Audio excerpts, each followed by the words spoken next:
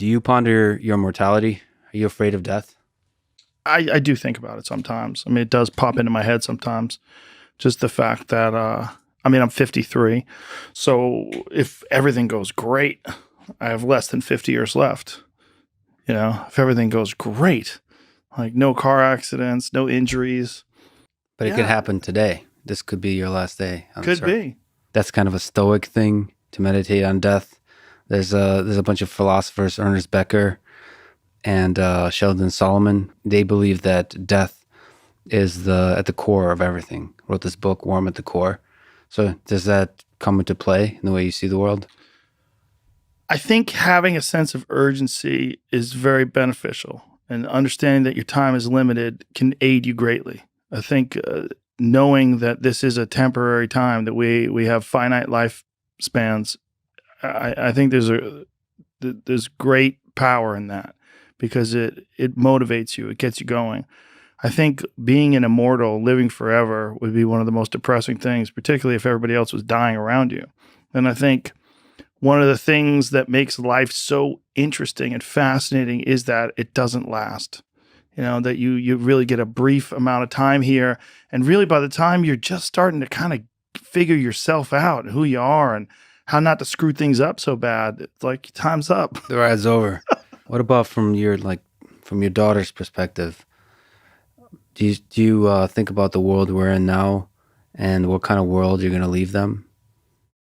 I And do. do you worry about it? I do. Yeah, I do. I do when I see these protests and riots and chaos and so much, so much anger in the world today. And then particularly today, I think because of the pandemic and the fact that so many folks are out of work and through no fault of their own and can't make ends meet, and just people feel so helpless and angry. It's a particularly divisive time. It's a particularly turmoil filled time. And it just doesn't seem like the world of a year ago, even.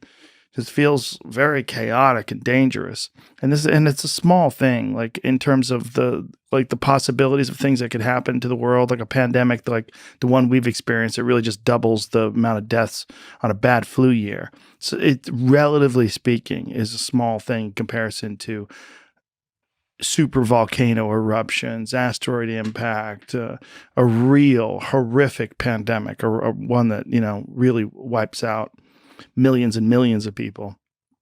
It's it's stunning how fragile civility is. It's stunning how fragile our society really is.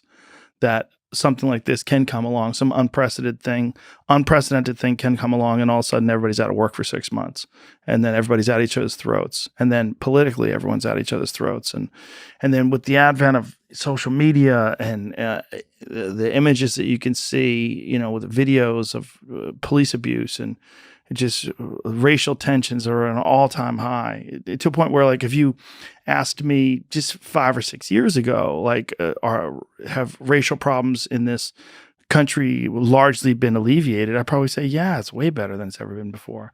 But now you could argue that it's not. Now you could argue it's way worse in just a small amount of time. It's way worse than it's ever been during my lifetime, while I'm aware of it. Obviously when I was a young boy in the 60s, they were still going through the civil rights movement. But now it just seems very fever pitched. And I think a lot of that is because of the pandemic and is because of all the heightened just tension. What I liken it to is road rage. Because, people have road rage, not just because they're in their car and no one can get to them, but also because you're at a heightened state because you're driving fast and you're driving fast. You have to make split-second movements. And so anybody doing something, you're like, what the people go crazy because they're already at an 8 because they're in the car and they're moving very quickly. That's what it feels like with today, with the pandemic. It feels like everybody is already at an 8. So anything that comes along, it's like, light it all on fire, burn it down. Like, that's part of what I think is part of the reason for a lot of the looting and the riots and all the chaos. It's not just that people are out of work, but it's also that everyone feels so tense already and everyone feels so helpless. And it's like, doing something like that makes people, it gives people a whole new motivation for chaos, a whole new motivation for doing destructive things that I've never experienced in my life.